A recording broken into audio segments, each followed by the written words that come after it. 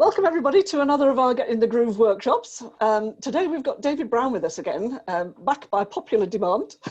David's workshops are always really popular, and he's been doing lots of stuff online with embodiment circles and things like that as well. If you want to catch up with David on his website or his blog, it's potentialitycoaching.co.uk, and we'll put all the links to everything that we talk about today in the notes that accompany the recording. So again, thank you so much, David, for giving up so much of your time for us and helping us to stay together, body and soul, as well as with all the other things that you help people with. So over to you. What would you like us to do today? Great. Well, thank you to begin with, and welcome everyone. What would I like you guys to do today? Well, to begin with, I thought I'd just do a little bit of an introduction to archetypes and why I work with archetypes, and explain a little bit about what we're going to do and what you're going to get from it. I'm also experimenting a little bit today, so just to sort of be a bit transparent about that. So, because this is going to perhaps be the foundation of a talk that I do at the Embodiment Conference. So I'm trying stuff out. So your honest feedback once the recording has stopped would be much appreciated. So welcome to this workshop about working with your archetypes for your business growth. And for those of you that know me, which is most of you, but Paul I've not met before, my big thing is about personal growth.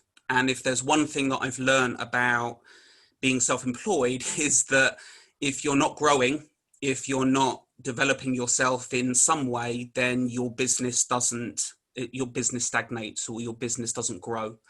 So that will affect the way you interact with your clients, the way you do your marketing, the direction that your business goes in, and all of these aspects of your business that are really important. So personal growth is a really big part of your business growth and your business development. And so my hope for us today is that I'm going to introduce you to 4 main archetypes. And rather than just have an intellectual understanding of these archetypes, we're going to work with an embodied feeling, a felt sense of these archetypes, so that you can feel the power of the archetypes, so that you can develop some confidence that the archetypes offer you, some clarity around insight that they might give you, or certain directions that you might want to go in. The idea is that they're a resource, so that you feel resourced when you're using them, and that they're an inspiration really for you to move forward in your life and also in your business as well. So what I thought I'd do is just spend a little bit of time telling you the storyline, the timeline as to how I got into this archetype stuff. And I'm not really sure that I've shared this with people all that much. I just tend to sort of launch into the archetypes thing because I kind of feel like my story is not very important, but people keep telling me that it is, so I'm going to go for it.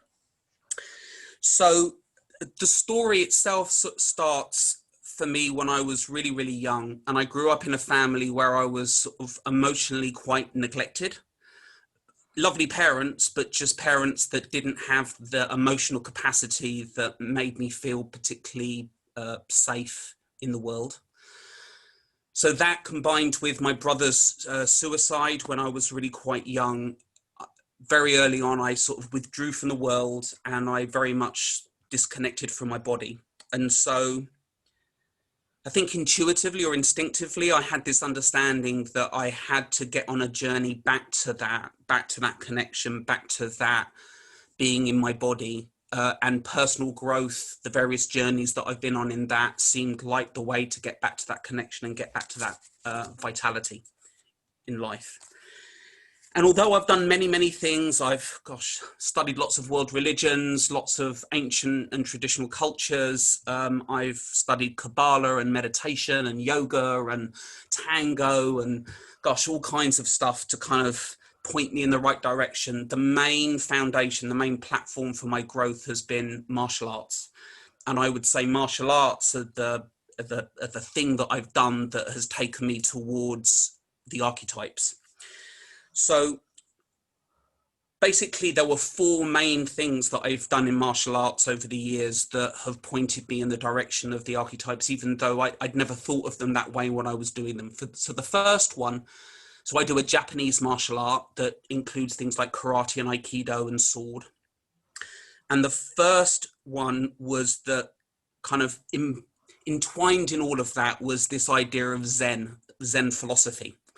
And Zen philosophy is like a toolkit. We always refer to it as self-defense for the mind, rather than just self-defense for the body. Zen philosophy was self-defense for the mind, giving you the tools to be able to, for example, be aware of what your purpose is, what your values are, what your boundaries are, the kind of the negative voices in your mind that I've referred to as your inner critic. Some of you have been on those workshops before, or the saboteur, and lots of other tools that allow you to feel confident and strong in your own mind, to remain focused, to not allow yourself to drift into the negativity, to not be distracted.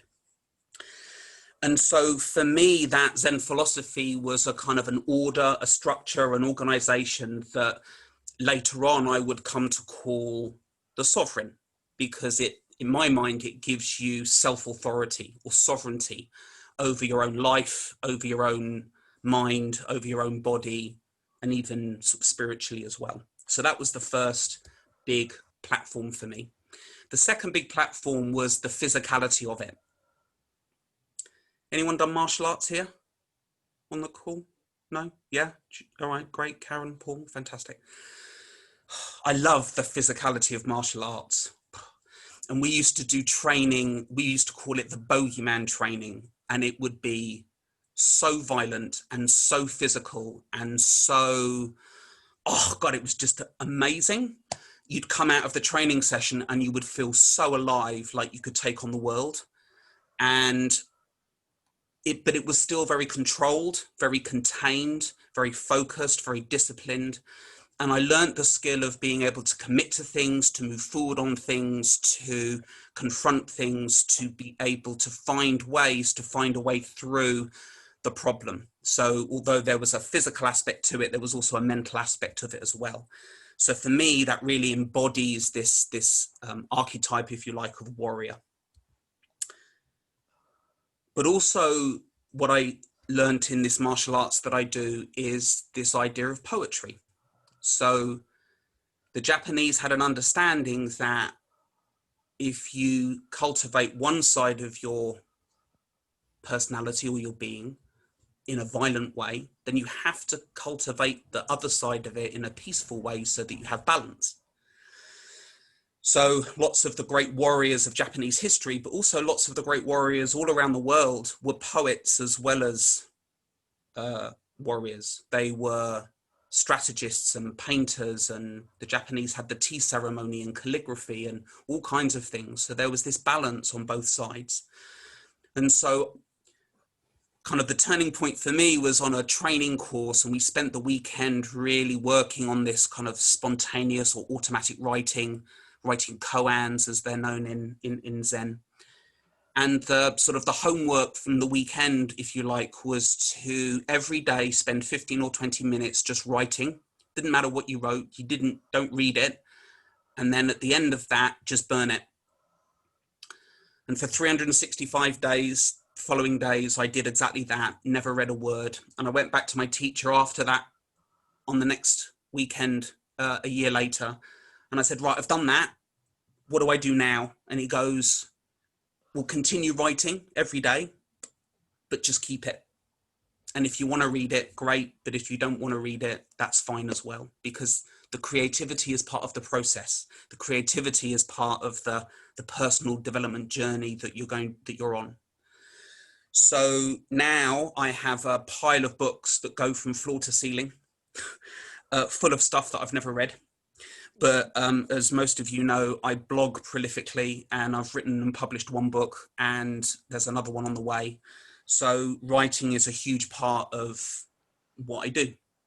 And I love doing that. And it gives me peace, and it gives me harmony, and it gives me that ability to be able to tune into that whenever I want to or whenever I need to.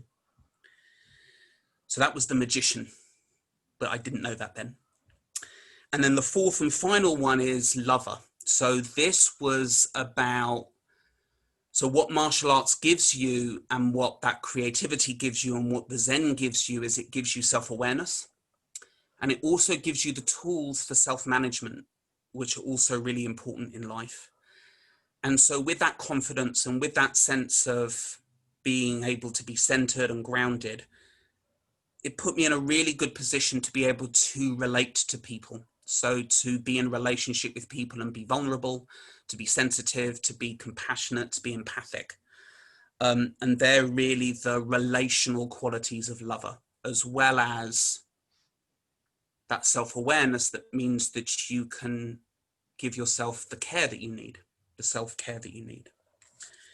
So that's basically how I got started with all of this. And then many, many years later, I was introduced to a video on YouTube by Tony Robbins. I don't know if any of you have watched this. It's the workshop that he ran during the 9/11. Has anyone actually seen that video? Yeah. Yeah. It's an amazing video. If you just type in Tony Robbins 9/11, it'll come up. So he was running this week-long workshop in Hawaii, and it started Sunday and 9/11 happened on Tuesday. And because of the time difference, they were well behind the news cycle because it happened like late at night in Hawaii, not during the day. And it's an amazing example of phenomenal facilitation. So if you're interested in that, I think it's a really, really good example of that. Tony Robbins style. I wouldn't do it that way. But he introduces this idea of archetypes on this workshop, and clearly that's a big part of his thing. But for me, it's a more kind of intellectual or mental understanding of archetypes. Whereas for me, what I know I need and what I like to be able to offer, is a more embodied and intuitive sense of like an embodied sense of what the archetypes mean. So I knew that it had to include that, but I didn't know exactly what that was going to look like. And it certainly wasn't going to look like the way Tony Robbins does it. I'm about 2 feet shorter than him already, just to begin with.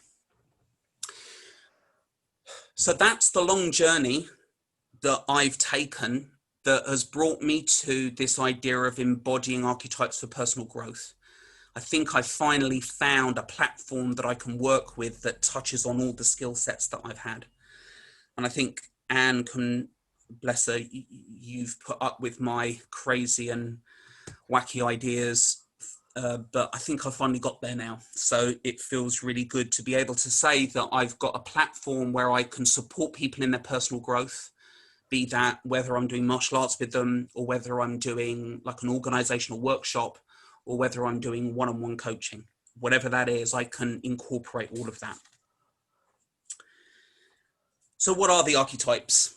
That's obviously the next bit. So archetypes basically are a really broad model, but also a very powerful model that maps personal development or personal growth. Originally conceived by Plato in the 1st century BC, and then taken on to a whole new level by Jung in the early 20th century, and then Joseph Campbell in the late 20th century, where you're looking at patterns of human potential. And the idea is that as you evolve, you embody these archetypes more and more fully. But the archetypes themselves don't remain static either. So as humanity evolves, so the archetypes evolve, and they're a constantly moving thing. So if you're interested in that kind of thing, then Caroline Myss, MYSS, is a really good person to read around archetypes and how they've evolved and how they continue to evolve in human development. And the other important thing is that your fullest expression of any archetype will be uniquely yours.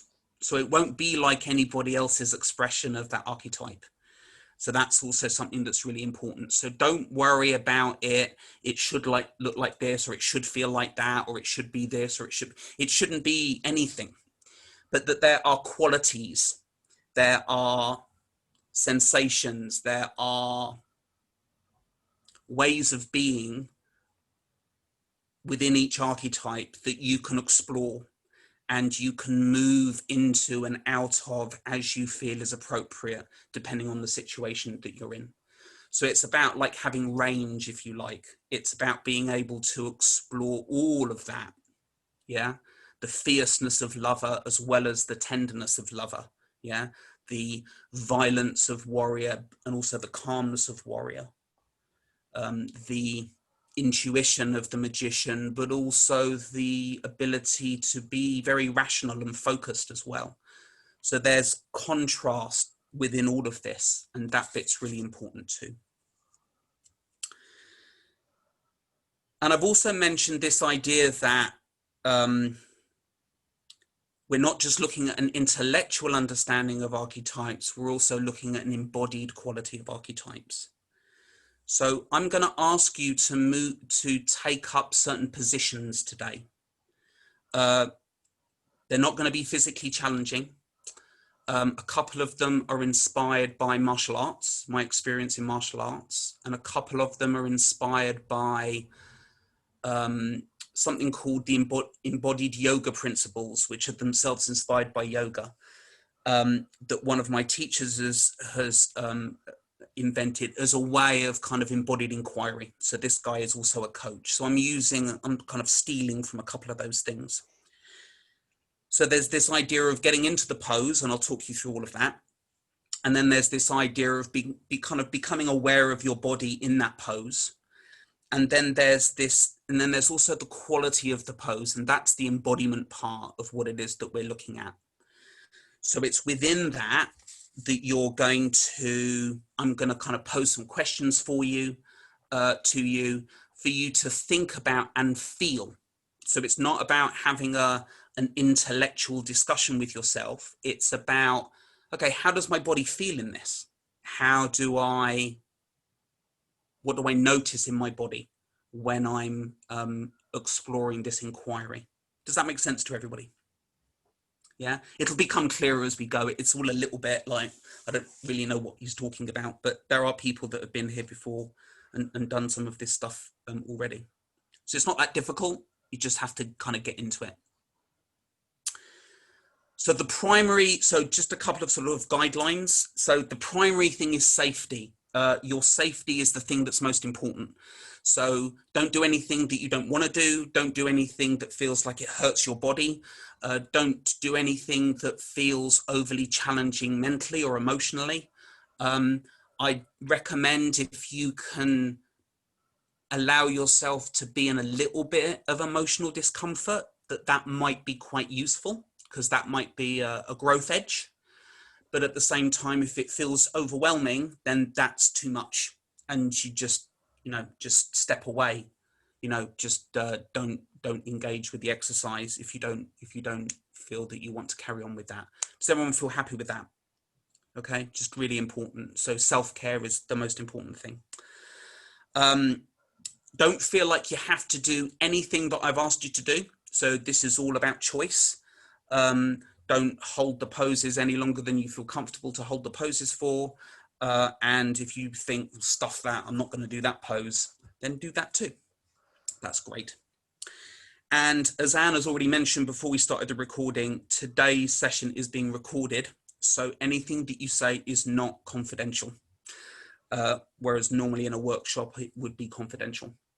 So just be aware of that. I'm going to invite people to share, because that's often quite useful, but be aware that people outside this session will be involved in that. And if you want to ask some questions, or if you want to make some comments, then if you type them in the chat, then I can read them out anonymously, and then they'll be on the recording, but no one will know who said it.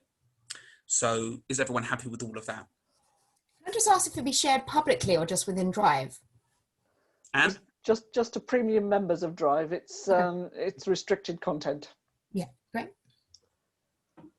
Cool. Great. Thanks for the question. Okay. So, if everyone feels ready to stand up now, and if you would like to, then feel free to switch off your video. You're not going to need very much room, but I'm going to stand up, keep my video on, obviously. And what was the other thing I was going to say? Perhaps if it might be useful for you to put me as your main screen, pin me. Hopefully I won't feel it like a voodoo thing. Yeah, if people go to speaker view, yeah, if you click on that, that'll bring David up in the main screen. Yeah, and then I'll be full screen, just so that you can see some of the details of it. And the details. So we're going to look at 4 basic archetypes, okay? And the thing that I'd like you to do is I'd like you to bring to mind a current goal or a challenge or a topic that feels important for you to work on right now for your business. And maybe just take a moment to write that down on a piece of paper so that you've got some clarity around that. If the business thing doesn't really work for you because you don't feel like you've got anything, then maybe it's something more personal. That's absolutely fine. But it's just a question of just getting it down on paper. And sometimes just writing things down can give you more clarity about something than you might otherwise have. Okay? So it's this challenge or topic or goal for your business or maybe your personal life that you'd like to have some forward movement on. Okay. So assuming that everyone's done that, but you'll have time to be able to work on that more. I'm just going to bring my screen up. There you go.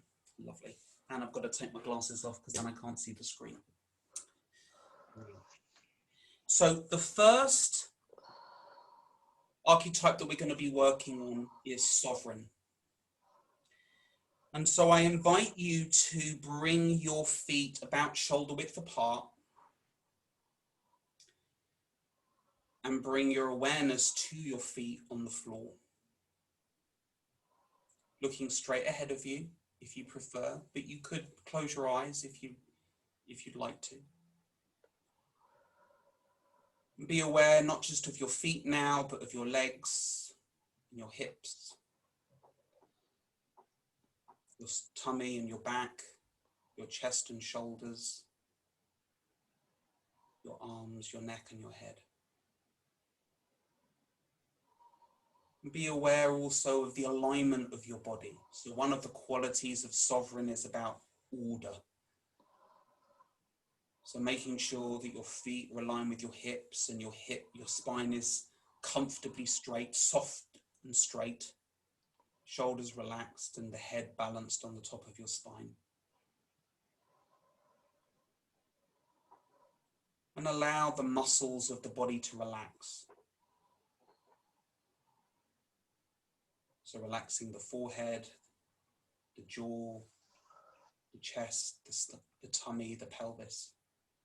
And feel the weight dropping down.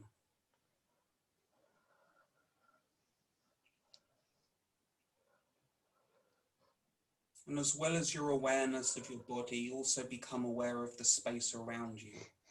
So the space to your right and left, forwards and back, above and below. And have this real sense of there are 6 directions that you're expanding in all at the same time. Really start to feel your size, taking up the space in front of you and all around you.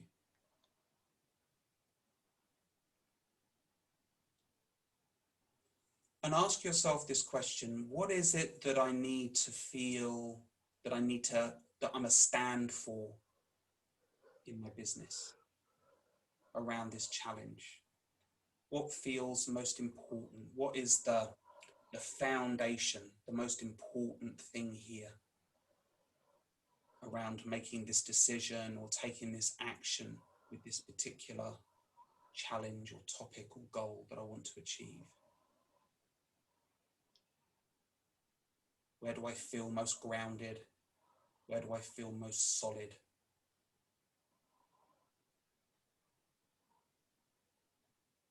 What is the structure that I'm going to hang this thing on?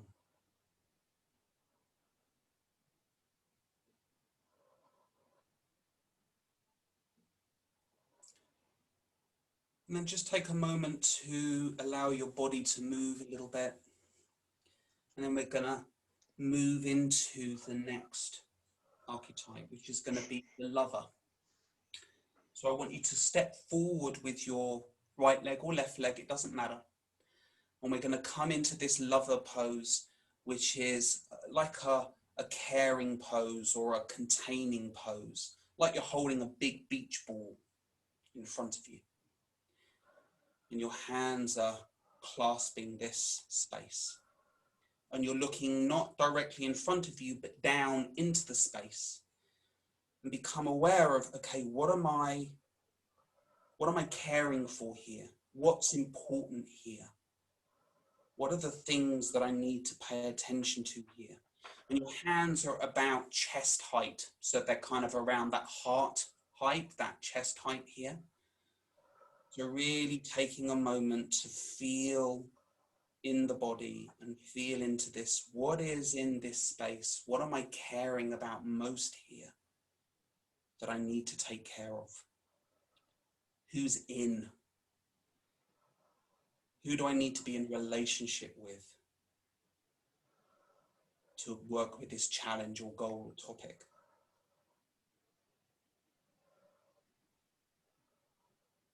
Who do I need to take care of? How do I need to contain this situation? And if I show you slightly side on as well, keep your spine sort of soft so that there's this softness here with the body. You're not rigid like this. Relax. So there is this sense of being soft and gentle with it. So who's in?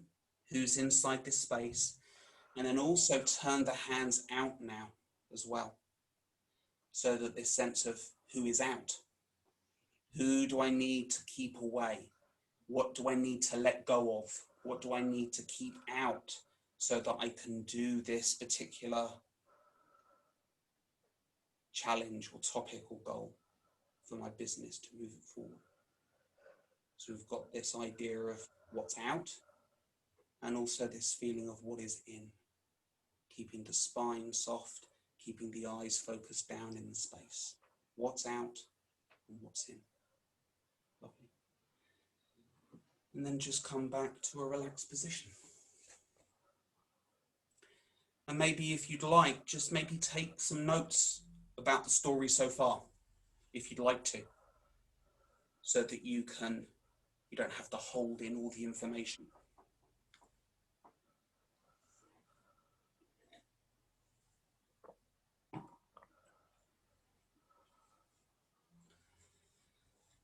So the next archetype we're going to be looking at is magician, which is all about intuition and creativity and imagination and inspiration. So one of the magician's poses is going to be that you've got your weight on the back leg. So you've got one leg in front of the other, doesn't matter which one it is, but keeping the weight on the back leg more and having the spine kind of curved a little bit and soft, so that you've got this and you're reaching out, reaching up, and the spine is soft, okay? So it's almost like if someone was going to throw a ball at you, you were going to step back and you were going to catch it. Yeah. Having this feeling, inspiration is like inspiration from the gods. So there's this feeling, looking up towards it, face relaxed, chest open, feeling the inspiration. What inspiration can I get that will help me find a way through this challenge, this topic, this goal? And if you want to have a bit of fun with it, just wriggle the fingers a little bit, like they're antennae as well, you know? So you're getting this sense of, ooh, what's coming? But rather than the inspiration coming from the mind, have it come from the field, if you like, okay? Just those flashes of inspiration that are going to come. So you've got that lovely sense of inspiration and awe and what unexpected thing might come my way. Okay, lovely. Looking up, trying to keep yourself open to what inspiration might come. And then bring the arms down and bring the feet together. And then, yeah, so again, if you want to take some notes, then by all means do that. If it feels like that's right.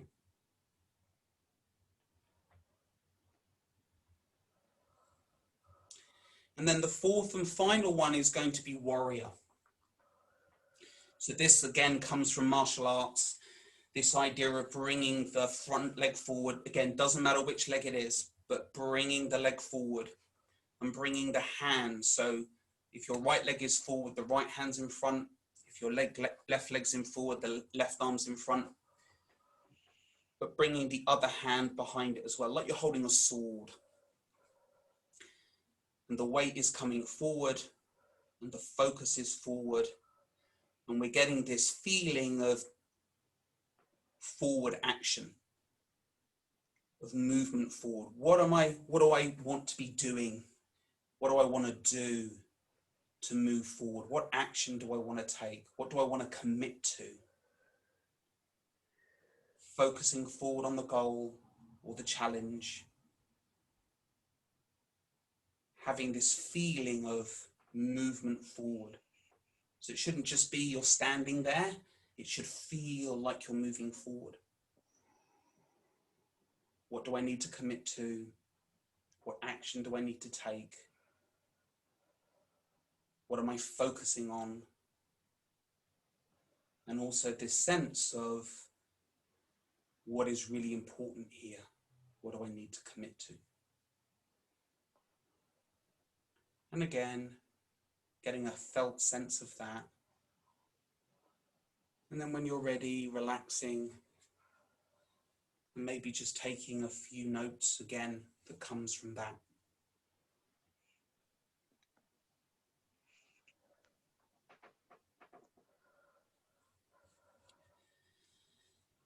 And then my invitation is for you to kind of do that like a form. Just for a few more minutes, that's all. Holding each pose, so in your own time, but I'll go through it as well. Keeping in mind what it is, this question that you've asked yourself, this challenge or topic or goal. And starting with sovereign, grounding the body, relaxing the body. What am I a stand for? What's really important that I uphold here? So I don't want my body to be weak when I'm doing this thing that I'm supposed to be doing. Connecting in with the purpose of your business, the purpose of, perhaps even something bigger, the purpose of your life. And how can you connect that to the goal? Noticing if your weight comes forward or if your weight goes back, trying to keep the weight even through the feet so that you're staying grounded and centered. And then from there, move forward into lover. So one leg forward or the other, but weight 50-50 and bringing the arms in What do I care about here? What do I want to include in this? What's important that it's a part of my solution or my resolution to this challenge or topic or goal? So what's in? What am I caring for? And then also turning the palms out and saying, what's out? What am I saying no to? Maybe it's the late nights, maybe it's the early mornings, maybe it's the too much social media when I should be paying attention to the kids or my partner or my fitness or whatever. And just maybe alternating the hands a little bit slowly so that you get a sense, okay, what is in when I'm looking into this container and what is out? And then from there, slowly moving to inspiration, taking a step back, opening the arms, opening the chest, opening the shoulders, maybe wiggling the fingers. What am I open to? What inspiration? What can inspire me? So make sure your hands aren't too up. Bring them forward a little bit, like I say, like you're catching a ball. So there is this sense of forward feeling to your arms. Making sure that the chest is soft so that you're receiving. Inspiration is about receiving, yeah, about getting those flashes of insight and inspiration. And then again, moving forward into warrior, one leg forward, the same arm forward, like you're holding a sword, focusing forward, energy. What action do I need to take? What action? What do I need to commit to? What do I need to focus on? Can I be accountable to myself, or do I need another person to be accountable to make sure that I get this done?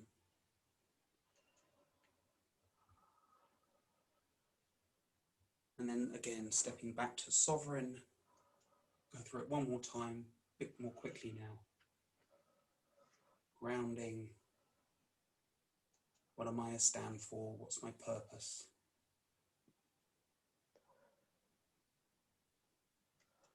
Stepping forward into lover pose, the arms containing what do I care about, looking down into the pot. What do I really care about?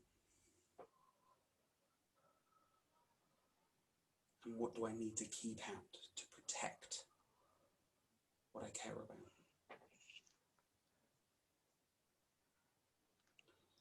Stepping back to inspiration, to magician pose, arms out, waiting and receiving insight and inspiration from the field.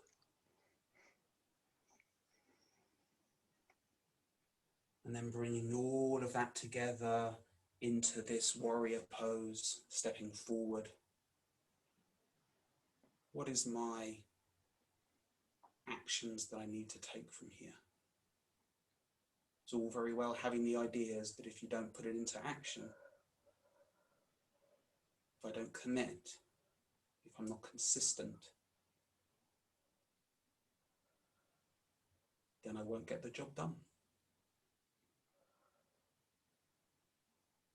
Which then brings us back to sovereign and the purpose behind us starting the business in the first place.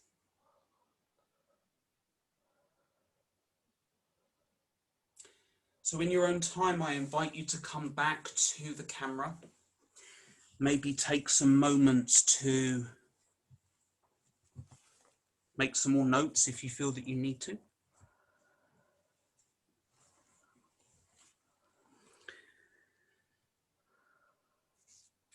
We can sit in silence momentarily. Just bring your cameras back on when you're ready to re-engage. I'll put my glasses on so I can properly engage.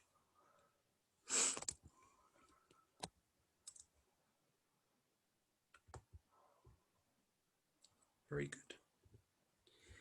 So this is the opportunity now for us to share, if we want to share. So don't feel like we have to. About some of your insights, about some of what it is that you got from this series of exercises and movements that we've done in today's session. Bearing in mind that anything that you say is recorded, but if you put it in the chat, then I can share it anonymously. Would anyone like to step into the fray?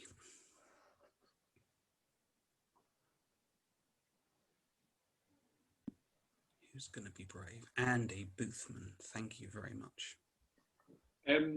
First thing I would say is that I noticed how my feet felt incredibly grounded. Without that sounding sort of obvious, but it felt like they'd sunk deeper into the carpet and were very, very solid as we began the exercise. Other things really good for focus on a topic and thinking about what is important. When we did the element of the lover with the hands, the difference from those two directions, that is palpably, I could feel a difference when I was doing that. Yeah.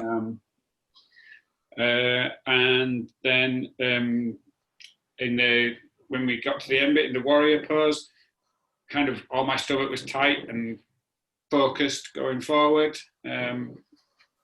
So yeah, definitely kind of feel, I don't know what it is that I'm feeling that's coming in and out in terms of a word to describe it, but yeah, there's definitely powerful sort of things happening with those stances, without a doubt.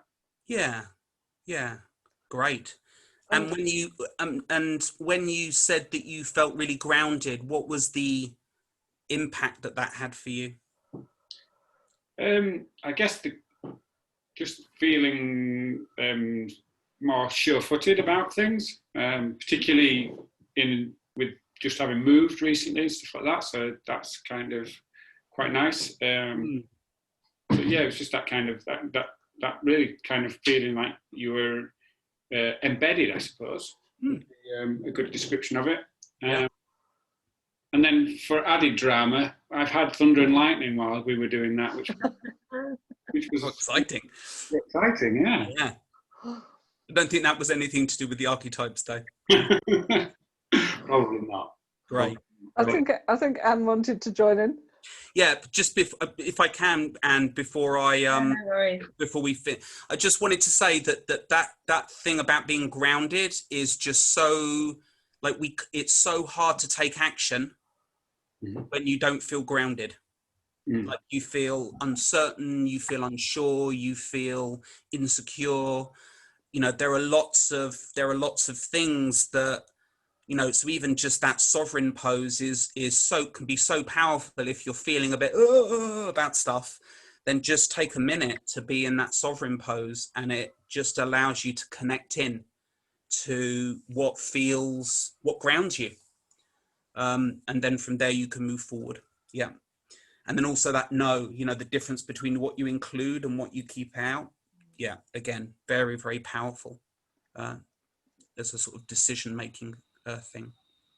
So yes, thank you, Andy. And Anne, please, if you're willing. Yeah, of course. I put it in chat, but I'm quite happy. I wasn't sure of timing, but I'm quite happy.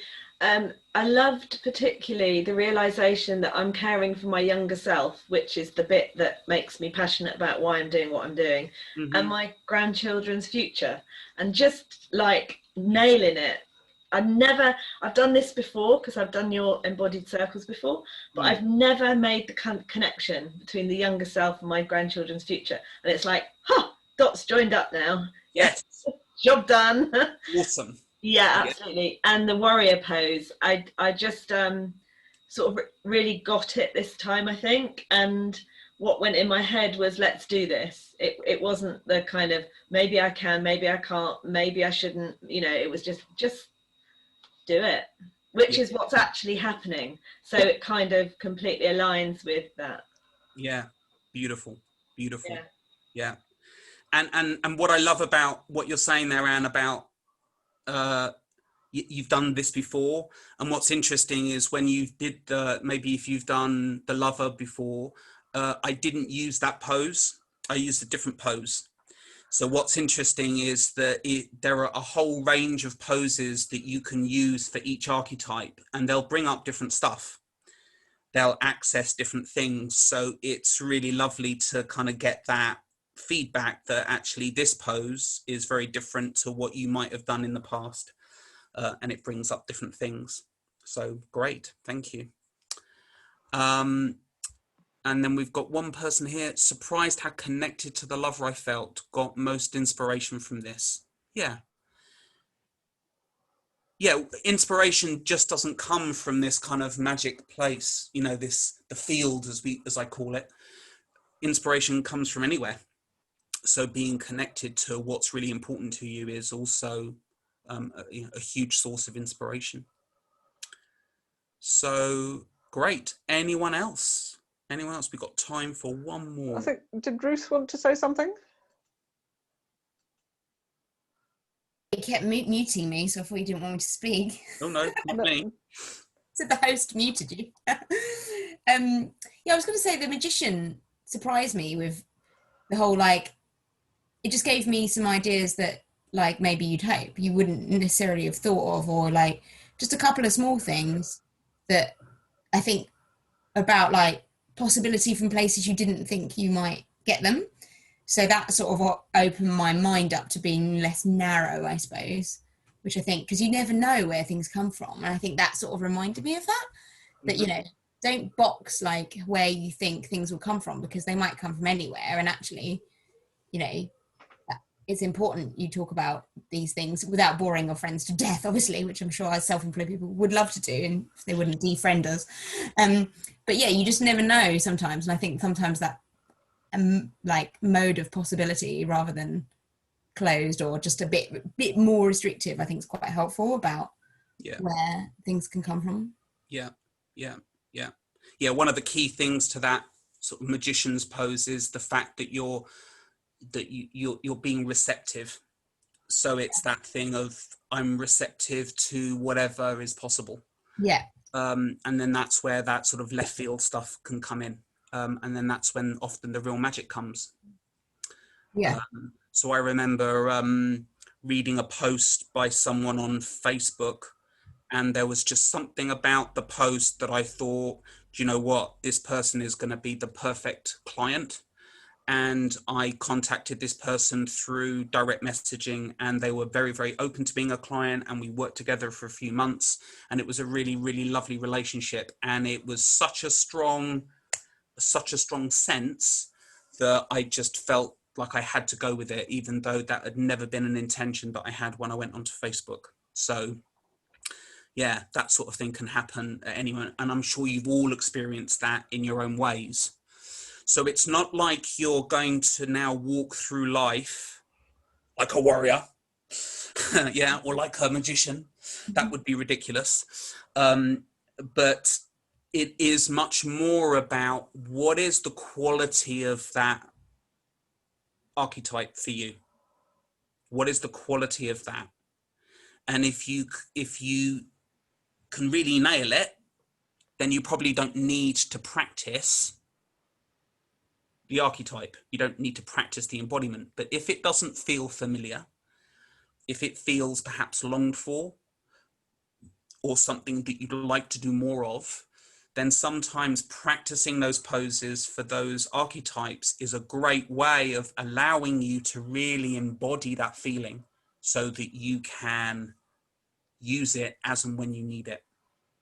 Does that make sense? Yeah. So every morning, I think, like, what's your problem for today?